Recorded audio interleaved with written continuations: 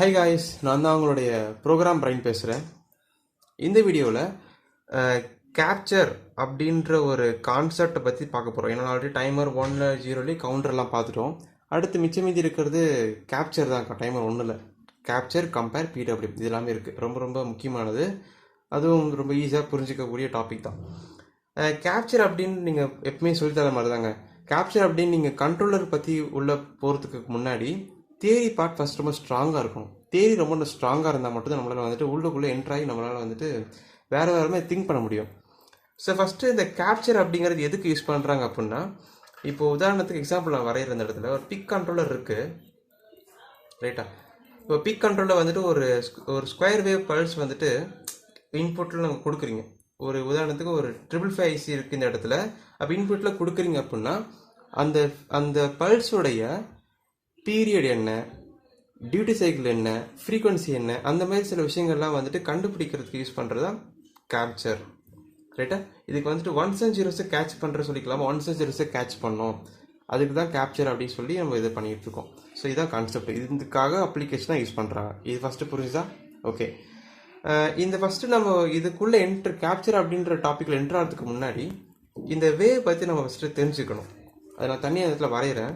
இப்போ உதாரணத்துக்கு லோவருக்கு ஹை ஆயிடுச்சு, திரும்ப வந்துட்டு லோ ஆயிடுச்சு, திரும்ப ஹை ஆகுது. ஸோ இப்போ உதாரணத்துக்கு இந்த மட்டும் எடுத்துக்கலாம், இந்த இடத்த மட்டும் எடுத்துக்கலாம். இந்த ஃபுல் இருக்கு இல்லையா, இந்த ஃபுல் இடத்துக்கு பேர் என்ன சொல்லுவாங்கன்னா பீரியட் அப்படின்னு சொல்லுவாங்க. இந்த மேலே இருக்கிற இந்த ஹை மட்டும் என்ன சொல்லுவாங்க அப்படின்னா டியூட்டி சைக்கிள் அப்படின்னு சொல்லுவாங்க. அது தெரியும். அடுத்து ஃப்ரீக்வன்சி அப்படிங்கிறவர் யார் அப்படின்னா, அவர் ஆக்சுவலாக ஹேர்ட்ஸ் அப்படின்னு ஒரு மென்ஷன் பண்ணுவாங்க அவரை. பீரியட் அப்படின்றத வச்சு தான் ஹேர்ட்ஸ் கண்டுபிடிக்க முடியும் நம்மளால். உதாரணத்துக்கு 10 மில்லி செகண்ட் இதோட பீரியட் ஃபுல் இதுவே வந்து 10 மில்லி செகண்டாக இருக்குது அப்படின்னா ஃப்ரீக்வன்சியுடைய ஃபார்முலா வந்துட்டு F = 1/t. அப்போ டீன்ற இடத்துல இந்த 10 மில்லி செகண்டை போடணும். அதாவது 0.01 செகண்ட்ஸ். ஏன்னா ஃப்ரீக்வன்சி செகண்ட்ஸில் பண்ணுறதா செகண்ட்ஸ் நீங்கள் சொல்லணும் அந்த இடத்துல. ஸோ இதை பண்ணிங்க அப்படின்னா 100ன்னு வரும். ஃப்ரீக்வன்சி தான் 100 ஹெர்ட்ஸ். ஸோ புரிஞ்சுதா? ஸோ இந்த கேல்குலேஷன் உங்களுக்கு வந்து ஃபஸ்ட்டு புரிஞ்சிருக்கணும். ஸோ இதுதான் வந்துட்டு பேசிக் ஃபார் கேப்சர். ஸோ இந்த கேல்குலேஷன் இது டாபிக் உங்களுக்கு புரிஞ்சுது அப்படின்னா அடுத்து வெறுமனே நமக்கு ப்ரோக்ராம் பண்ணுறது வந்து ரொம்ப சிம்பிளாக இருக்கும். ஓகே. ஸோ இது வந்துட்டு எப்படி நம்ம ப்ரோக்ராம் வழியாக கண்டுபிடிக்கிறது? சிம்பிளாக இஃப் எனக்கு என்னென்ன தெரியும் அப்படின்னா, இஃப் தெரியும், வைல் அப்படின்ற ப்ரோக்ராம் ஈஸியாக பண்ணுவேன் நான். அப்புறம் டிலே பண்ணுவேன். இந்த மாதிரி சில பேர் இருப்பாங்களே, எனக்கு இது மட்டும் தான் தெரியும்ப்பா, எனக்கு கேப்சர் கம்பெனி ரிஜிஸ்டர்லாம் தெரியாது அப்படின்றவங்க நான் சொல்ல போகிற ப்ரோக்ராம் நீங்கள் ஃபாலோ பண்ணாலும் நீங்கள் கேப்சர் இல்லாமலே நீங்கள் வந்துட்டு இதை மட்டும் யூஸ் பண்ணி நீங்கள் வந்து ஈஸியாக இந்த மாதிரி நீங்கள் ஈஸியாக கண்டுபிடிச்சிடலாம். அதுதான் இப்போ நம்ம சொல்ல போகிறோம். அது நீங்கள் கற்றுக்கிட்டீங்க அப்படின்னா ரியலாக கேப்சர் யூஸ் பண்ண என்ன நடக்கும், என்ன அப்ளிகேஷன் அப்படிங்கிறது ஈஸியாக கற்றுக்க முடியும். ஒரு சாம்பிள் ப்ரோக்ராம் எழுதி காட்ட போகிறேன். அந்த வேவ் கண்டுபிடிக்கிறதுக்கு என்ன வேவ்னா லோவாக இருக்குது, ஹை டு லோ, இந்த மாதிரி வேவ் நமக்கு போயிட்டு வருது.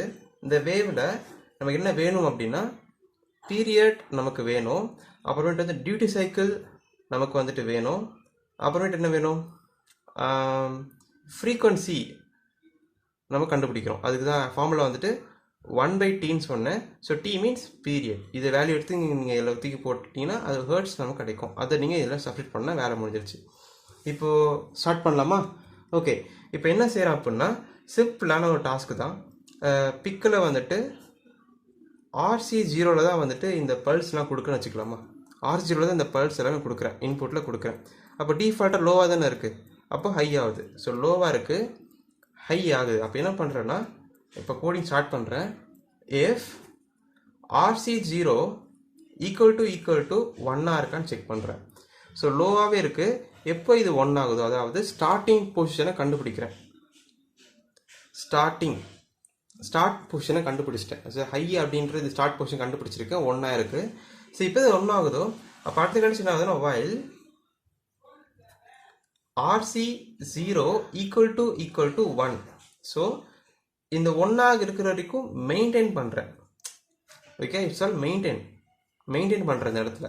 எதுக்கு மெயின்டைன் பண்ணுறேன் அப்படின்னா இது எவ்வளோ நேரத்துக்கு இங்கே இருக்குன்றதை கண்டுபிடிக்கணும் இல்லையா?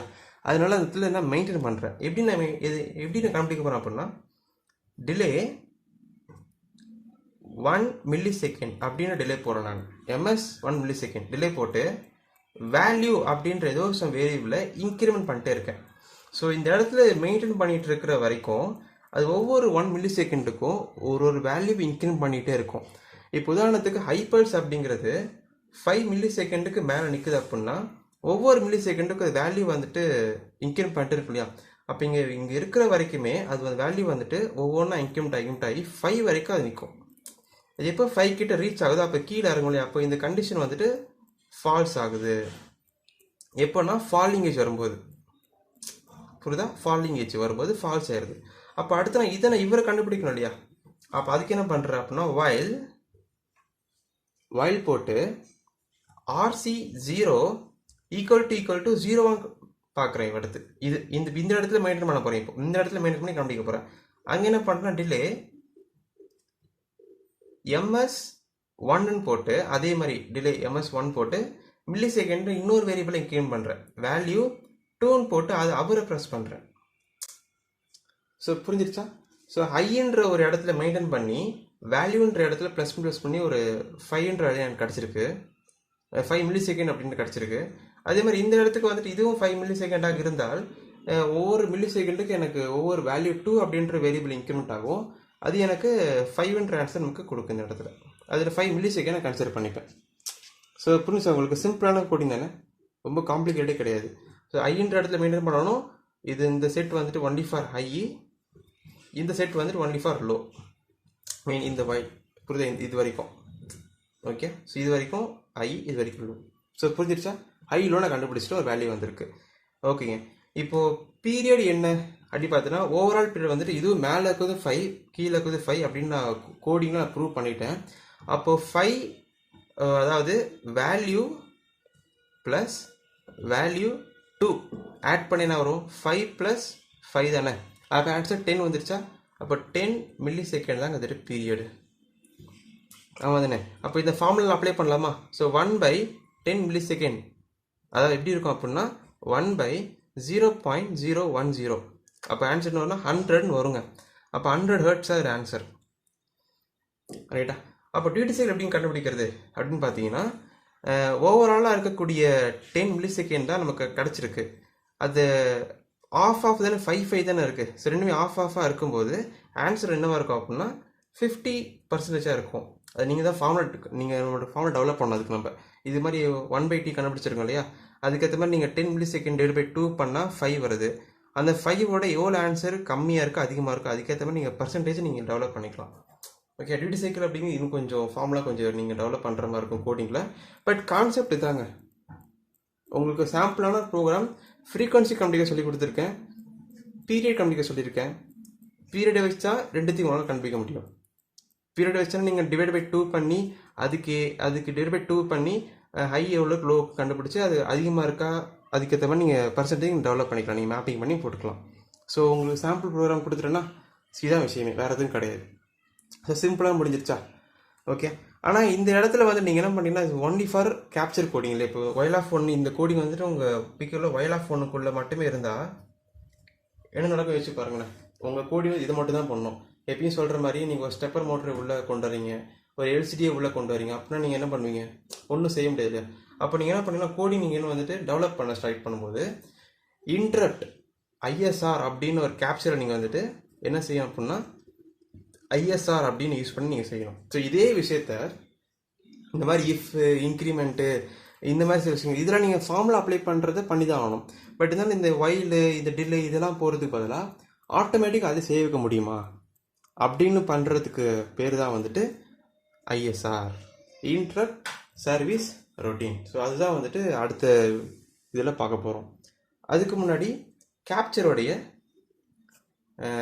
பிளாக் டயக்ராம் நமக்கு தெரியணும். ஸோ பிளாக் டயக்ராம் வச்சு நம்ம வந்துட்டு ப்ரோக்ராம் உருவாக்க முடியும். அதுக்கு ப்ரோக்ராம் உருவாக்குறதுக்கு ரிஜிஸ்டர்ஸ் அண்ட் பிளாக் டயக்ராம் ரெண்டுமே அண்டர்ஸ்டாண்ட் பண்ணால் போது ப்ரோக்ராம் ஈஸியாக உருவாக்கிடலாம். ஓகே. ஸோ அடுத்த பார்ட்டில் வந்துட்டு கேப்சரோடைய பிளாக் டயக்ராம் அண்ட் இதே பார்ட்டை எப்படி நம்ம பிளாக் டயக்ராம் மூலியமாக உருவாக்குறது, இதே டியூட்டி சைக்கிள் இன்னும் அக்யூரேட்டாக உருவாக்கலாம், அதெல்லாம் எப்படின்றத நான் அடுத்த பார்ட்டில் உங்களுக்கு சொல்லித்தரேன். ஸோ இந்த வீடியோ உங்களுக்கு பிடிச்சிருந்தது, டவுட் எதாவது இருந்ததுன்னா கண்டிப்பாக நீங்கள் கேட்கலாம். So and then is by from program pray. and have a nice day guys. Bye.